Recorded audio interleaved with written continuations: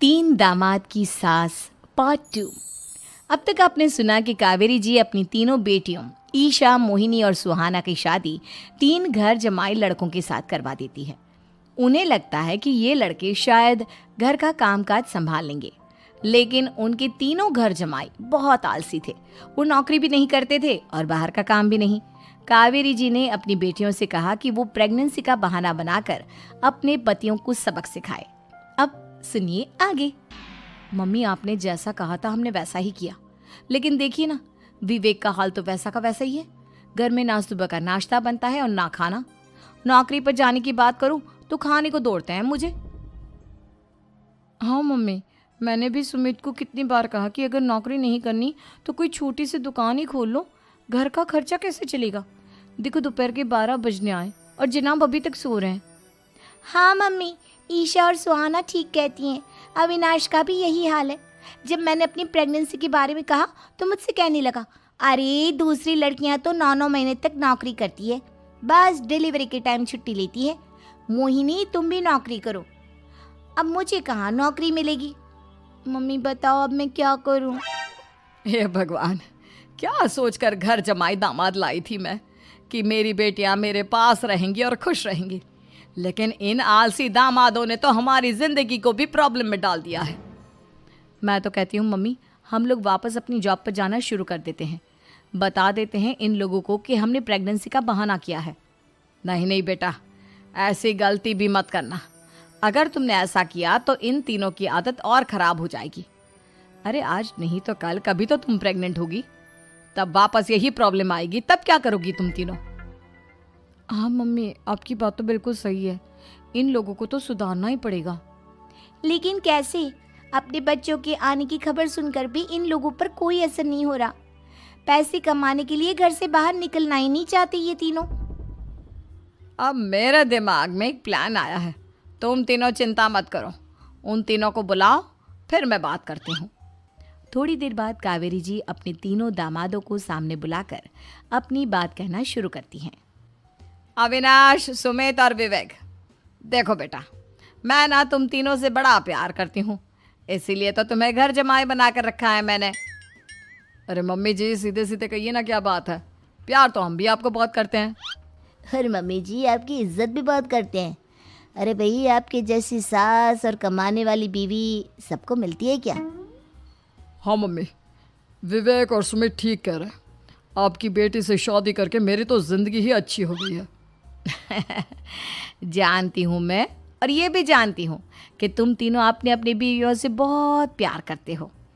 बेटा, बात ऐसी है कि हमारे कुल गुरु ने कहा है कि प्रेग्नेंट होने के बाद मेरी तीनों बेटियाँ शुरू के 4 महीने हमारे गांव में जाकर रहेगी, जहाँ मेरे चाचा जी रहते हैं।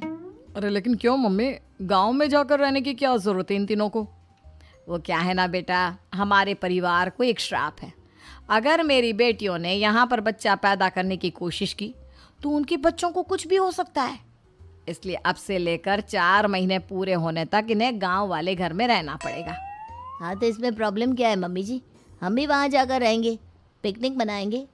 अरे भाई, बीवी जहाँ हम भी वहाँ। हाँ यार, आइडिया तो बहुत अच्छा है।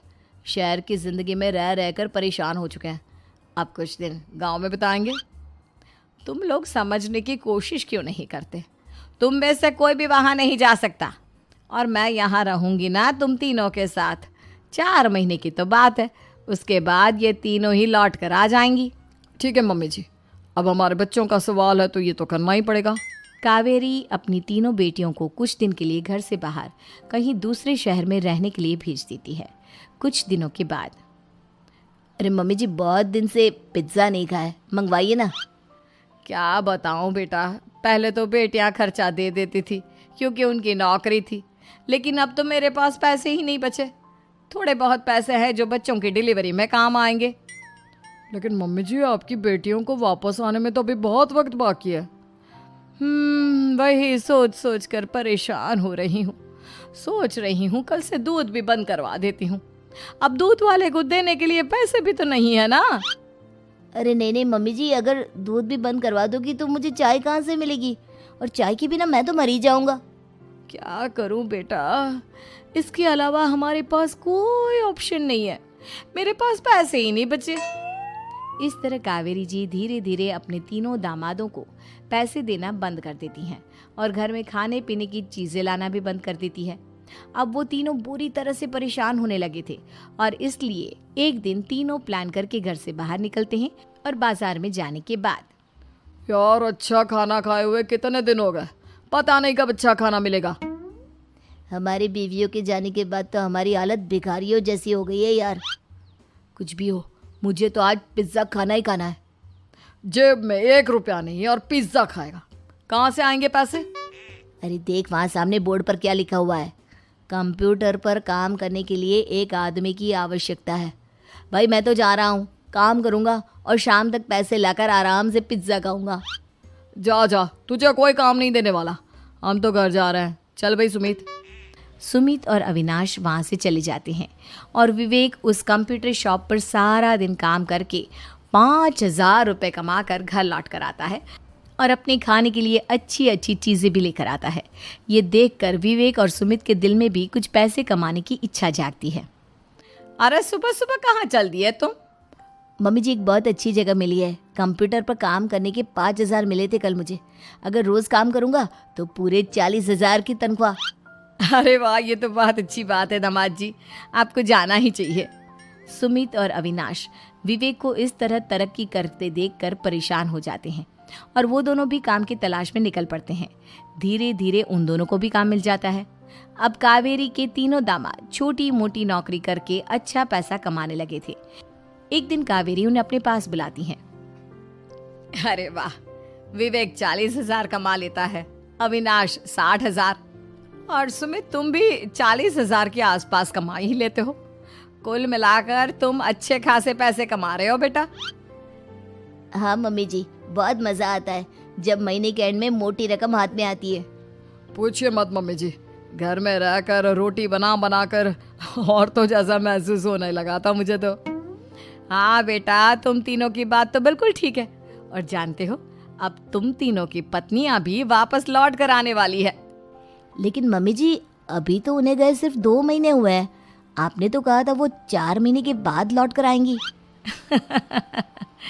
ऐसा कुछ नहीं है बेटा, मैं सिर्फ तुम तीनों को सबक सिखाना चाहती थी कि आदमी घर में बैठकर बीवी की कमाई खाता हुआ अच्छा नहीं लगता। इस दुनिया में हर इंसान को मेहनत करनी चाहिए, काम करना चाहिए, चाहे वो औरत हो या आदमी, ताकि अपने परिवार को संभाल सके। कावेरी की बात सुनकर उन तीनों को अपनी गलती का एहसास होता है और कावेरी उन्हें सच बता देती है कि ईशा, सुहाना और मोहिनी शहर में ही कहीं दूसरी जगह रह रहे थे। शाम के वक्त उन तीनों की पत्नियां लौट कर आ जाती है और कावेरी जी का परिवार एक खुशहाल परिवार की तरह रहने लगता है।